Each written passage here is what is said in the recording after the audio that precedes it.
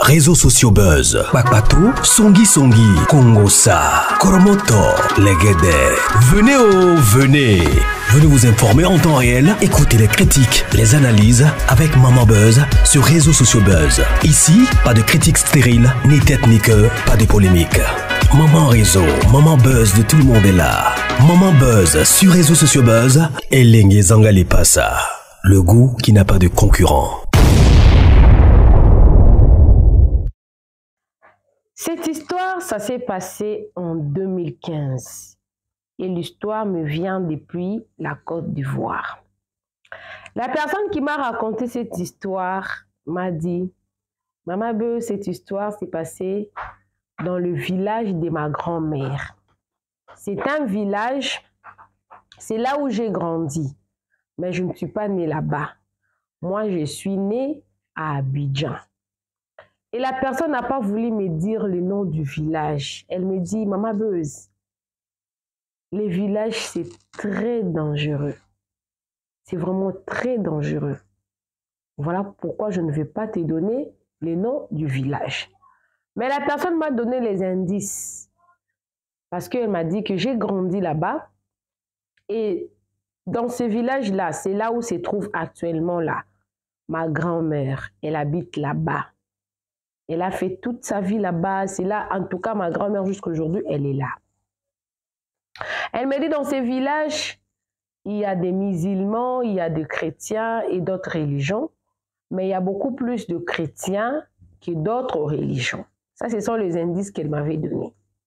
Il y a beaucoup plus de chrétiens que d'autres religions.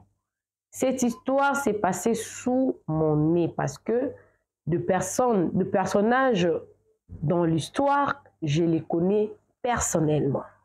Et ce sont des histoires que moi-même j'ai vécues, j'ai vues. Et je préfère la raconter.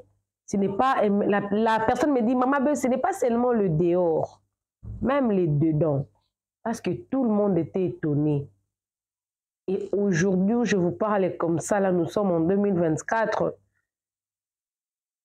je vous dirai tout. Appelez-moi Maman Réseau, appelez-moi Maman Buzz. Si tu veux m'envoyer ton histoire, sens-toi très à l'aise en tout cas de m'écrire avec ces numéros ici. Et aussi, je vois déjà des gens qui me contactent et surtout on ne s'entend pas bien. Si tu veux une publicité, une promotion, tu as tes produits, tu veux une promotion, tu veux une publicité, tu veux une dédicace, en tout cas sens-toi aussi à l'aise de me contacter, nous allons parler. Si tu as aussi ta chaîne YouTube, tu veux monétiser, si le pays dans lequel tu vis est éligible, mais tu ne sais pas comment faire pour monétiser ta chaîne, Maman Buzz fait ça aussi, mais tout ça là, c'est payant. Je rappelle que c'est payant.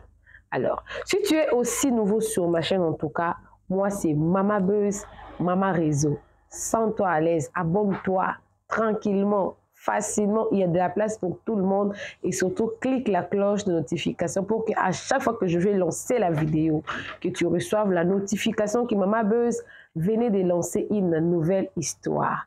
Ici, il n'y a pas de critiques stériles. Vous n'allez pas m'écouter un jour, je suis venue en train de critiquer quelqu'un. Moi, je ne critique pas les gens ici. Voilà. Alors, comme je disais tantôt, la personne me dit dans ces villages où elle a grandi elle-même. Il y avait une famille. L'un de ses frères dans cette famille-là était son ami.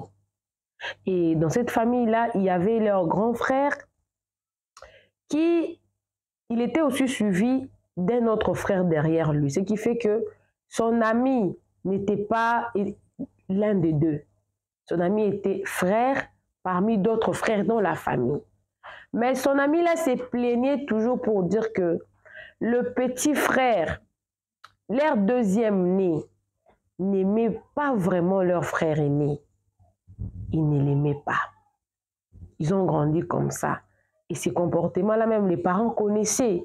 Mais ils n'imaginaient pas vraiment le danger qu'il y avait. Vous savez, quand on grandit dans la famille, il y a une certaine rivalité entre frères, mais ce sont de bonnes rivalités.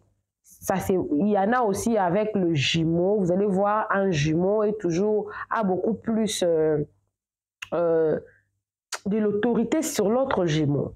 Et il y en a aussi dans notre famille, si vous n'avez pas de jumeaux, vous avez des frères qui n'ont pas beaucoup d'écart. Ça s'est fait comme ça. Vous allez voir le petit frère, ou si c'est un frère ou une sœur, vous allez voir que si le petit frère, souvent ça se passe dans les familles où l'aîné c'est une fille, vous allez voir si son second né, si son second n'a pas beaucoup d'écart, vous allez voir si c'est un garçon, il fera toujours tête à sa sœur. Ça a toujours été comme ça. Mais contrairement à cette famille-là, c'était eux tous des garçons, mais son second n'avait pas beaucoup d'écart avec l'aîné. Ce qui fait qu'il s'est chamaillé à tout moment. En tout cas, il n'y avait pas vraiment de complicité. Mais le grand frère était vraiment un bon grand frère. Il était aimant, il était vraiment accueillant, il était social. Et quand ils ont grandi, la personne qui m'a raconté cette histoire, elle est moins âgée par rapport à ses grands frères-là. Le grand frère, il avait de l'argent. En dehors de son travail qu'il faisait, il avait des champs, des plantations. Il avait de l'argent. Il plantait de riz, tellement que cette communauté-là mange beaucoup de riz. Il plantait des riz, il plantait en tout cas des tomates, il plantait, ça dépend de saison. En tout cas, il ne manquait pas l'argent, il avait de l'argent. Par contre, le petit frère n'était qu'un simple coiffeur. Il n'avait pas beaucoup d'argent, il avait de quoi à vivre, mais il n'était pas riche. Il n'était pas riche. Et il ne pouvait pas arriver un malheur dans la famille. S'il arrivait un malheur, les gens pointaient toujours du doigt à ses grands frères-là pour dire que c'est lui. Ils pensaient que son argent, c'était un argent fétiche. Ils pensaient qu'ils étaient partis prendre, au Congo, on appelle ça l'inkodia. Il y a des familles qui, vous tous, vous n'êtes pas riches. Lui, il est le seul qui détient toute la richesse. Il vous donne. Et aussi, il pensait que c'était ce genre de choses que non, dans la famille, on a donné toute la richesse à notre grand frère. C'est lui qui devrait nous partager ça. Et c'était comme ça. Jusqu'à ce que le grand frère était marié, le petit frère aussi est marié, mais le petit frère était qu'un simple coiffeur. Le grand frère, en dehors de son business, il était un businessman, mais il avait aussi des champs qu'il vendait. En tout cas, il vivait bien. Et quand son petit frère a mis son premier fils au monde, son petit frère n'avait pas assez de moyens pour s'occuper de cet enfant-là. C'est comme ça que le grand frère avait pris cet enfant-là en charge. Tout ce qui concernait le petit frère, son neveu, l'enfant de son petit frère, le grand frère faisait ça. Il prenait totalement en charge les fils de son petit frère. Et la personne me dit, quand ils ont grandi, cette tendance-là de se battre à tout moment, de se chamailler à tout moment, il n'y en avait plus. C'était vraiment devenu une famille normale. Parce que dans chaque famille, il ne manque jamais de problèmes. Mais c'était redevenu une famille vraiment normale. Il n'y avait pas de problème. Et je signale que le petit frère avait aussi des amis. Il avait deux meilleurs amis. Parmi ces deux meilleurs amis, il y a eu un ami. Un ami, lui aussi, il était jaloux du grand frère de son ami. Et un jour, il lui a mal conseillé en disant que tu ne vois pas que ton grand frère a beaucoup d'argent. Mais il ne te donne pas cet argent-là. Il donne toujours à ton fils. Alors, ton argent, son argent-là, tu ne vois pas que comme toi, tu viens justement après lui. Si on lui tuait et qu'il mourrait aujourd'hui, c'est toi qui deviendra l'aîné de la famille. Par conséquent, c'est toi qui vas gérer ces biens-là. Et tellement que moi, je vais t'aider à tuer ton grand frère. Cet argent-là, nous allons le partager, nous deux. Et les petits frères, quelqu'un peut venir te conseiller. Je ferme d'abord cette parenthèse-là. Quelqu'un peut venir te conseiller sur quelque chose. Si tu acceptais, ne pense pas que l'influence là vient de cette personne-là. Il y avait déjà une partie de la haine. Mais il manquait peut-être quelqu'un pour activer cette haine-là. Et moi, pour moi, je pense que c'est ce qui était fait. C'est ce qui était fait. Et il s'est fait que le petit frère a demandé à son ami là, on va faire quoi? Son ami a dit, mais c'est simple, on va l'empoisonner. On va l'empoisonner comment? Le petit frère dit, tu sais, ton grand frère, il fait beaucoup de champs. Actuellement, là, il a les champs de riz. Bientôt, il y aura récolte. Pendant la récolte, le grand frère requiert beaucoup de main-d'œuvre. Et souvent, il fait aussi recours à son petit frère et aux amis de son petit frère. Pendant ces temps-là, quand il s'agira, quand ça sera le moment de manger, tellement que ta femme aussi prépare la nourriture, nous, on va lui proposer à manger. Et la place où lui doit manger, nous, on mettra du poison. C'est comme ça qu'il mourra. Et après, nous, on va récupérer ces biens, on va se les partager. Les petits frères étaient d'accord avec ça. Pour lui, c'était un deal. C'était un bon deal. Tuons mon grand frère. Ça pèse, hein? Ça pèse. Tuons mon grand frère. Ce n'est pas le grand frère de l'ami. C'est son grand frère et à lui propre. Tuons-lui. Les dehors. Les dehors. On continue l'histoire. C'est comme ça que le jour du récolte arriva. Les petits frères connaissaient l'habitude de son grand frère et les amis aussi connaissaient parce que c'est un village. Il a besoin de main-d'œuvre. C'est ce qui a été fait. La femme du petit frère a préparé beaucoup de nourriture, des riz et tout consort. Et ils ont fait pareil. À l'heure de la pause, ils devaient se reposer pour manger. Ils ont mis la nourriture pour manger ensemble là. Les côtés où les grands frères devaient manger, ils ont mis du poison. Mais c'est fait que ces jours-là, les grands frères n'avaient pas mangé. Et elle me dit, maman Beuse, ces jours-là, tout le monde n'avait pas mangé cette nourriture-là. Tellement que le petit frère avait deux meilleurs amis. L'un des amis qui avait donné la mauvaise idée de tuer le grand frère. Et l'autre ami qui ne connaissait rien, il était innocent. C'est celui-là qui avait mangé cette nourriture-là. Quand il a mangé ça, ils ont fini de faire la récolte, ils sont rentrés. Le lendemain matin, cet ami-là est décédé. Sans rien comme ça, il est parti dormir, il est décédé dans son sommeil. Et les matins là, la nouvelle s'est propagée au village. Tellement que l'ami là, les jours là, il était parti récolter le riz avec le grand frère de cet ami-là. Les villages, tous les villages étaient contre le grand frère. Tellement que c'est l'heure du récolte, tu lui as tué pour que tu vendes bien tes marchandises.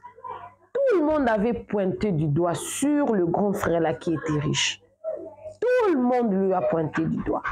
Personne ne pouvait croire que ce n'était pas lui qui avait tué l'ami de son petit frère. Personne, tout le monde, ça se disait dans tout le village. Dans tous les villages, ça se disait comme ça. Et c'est comme ça que le corps était gardé à la morgue. Les moyens et toutes les familles voulaient savoir cette mort, d'où vient cette mort. J'ai mis une petite pause, j'ouvre la nouvelle parenthèse. Vous savez, hein, quand on vous dit toujours qu'en Afrique là, hein, il n'y a pas de mort naturelle. Des fois, nous n'avons pas tort. Hein. Des fois, nous n'avons pas tort pour dire que certaines morts en Afrique ne sont pas des morts naturelles. Il y a des personnes qui sont là pour précipiter la mort des autres personnes. Des fois, on se trompe aussi pas. Et le corps avait pris du temps. Pendant ce temps-là qu'on avait mis le corps à la morgue. L'ami de son petit frère et son petit frère se sont mis ensemble. Ils se sont dit, ah, tellement qu'on voulait tuer notre frère, mon grand frère. On n'a pas pu le tuer. Et cette personne-là appartient à une autre famille.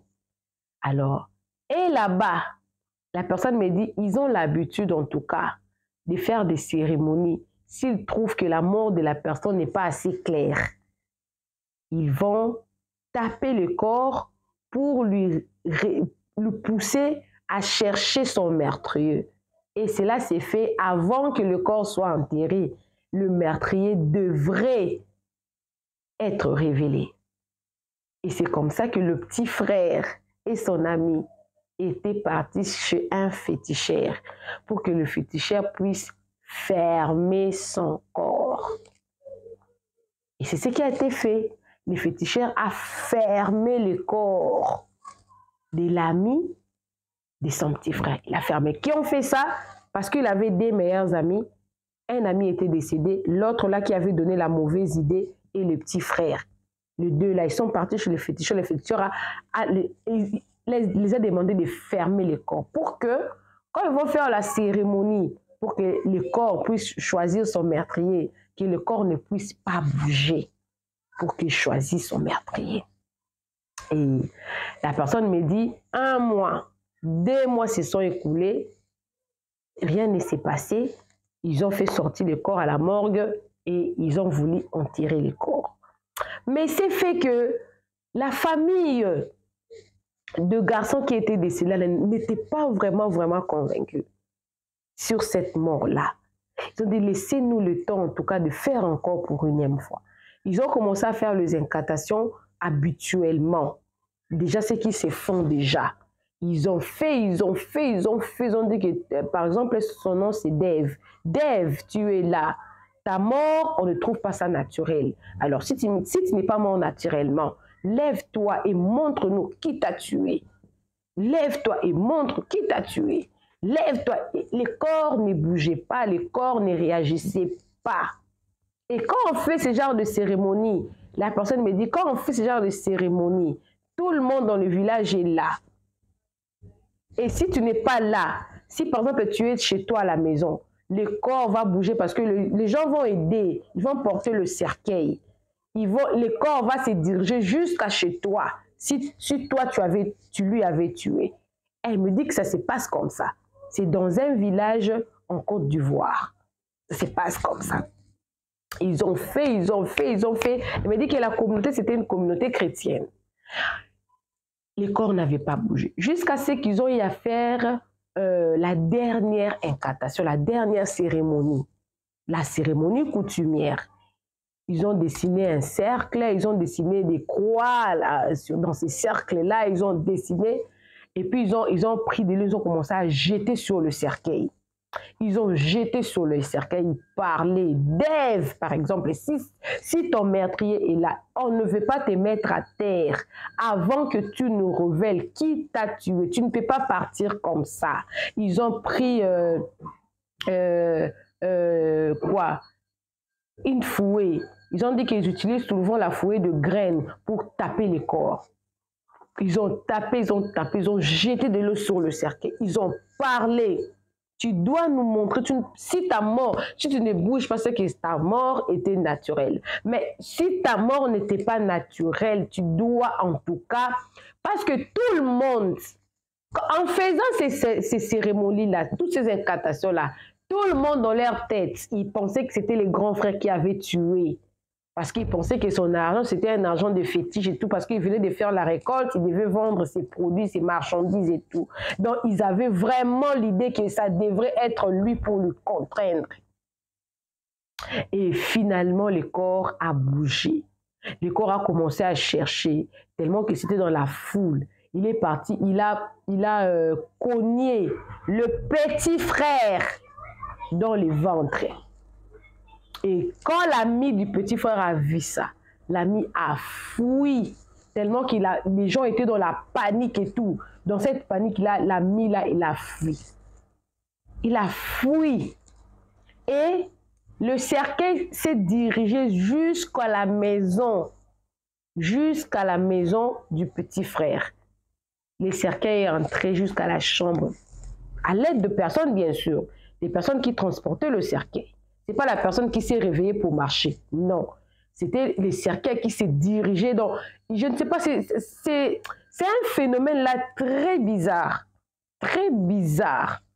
C'est là qui ont eu réussi déjà à vivre ce genre d'histoire.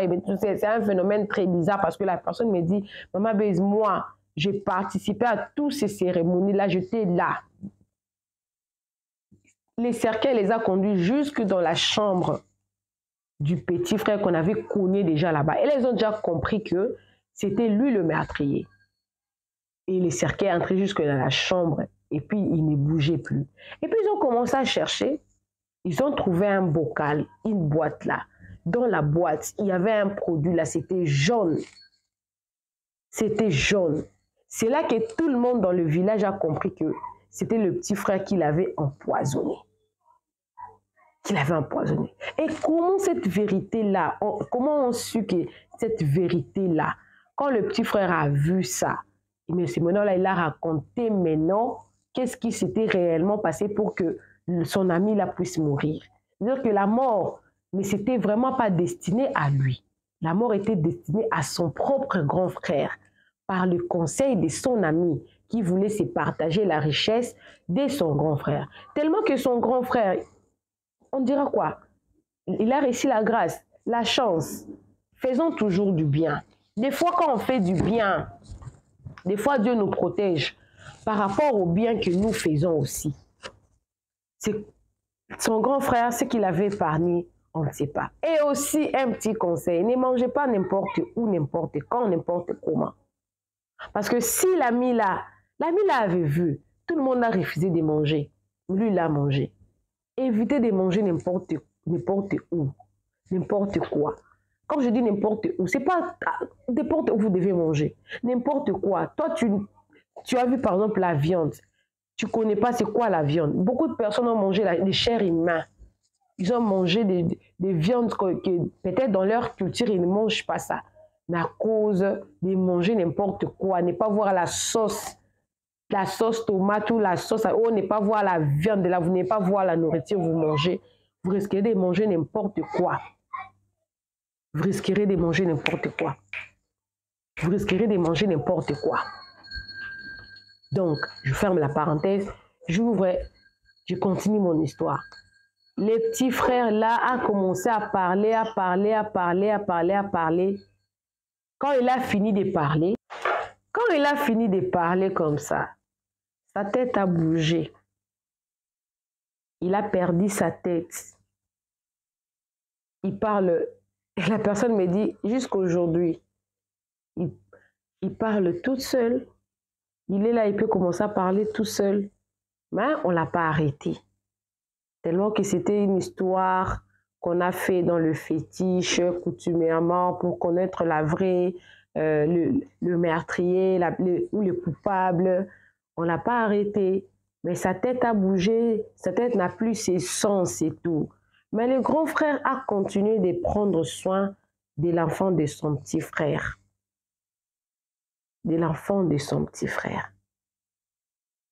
Quand je viens, je vous dis n'enviez personne. L'envie conduit dans le mal.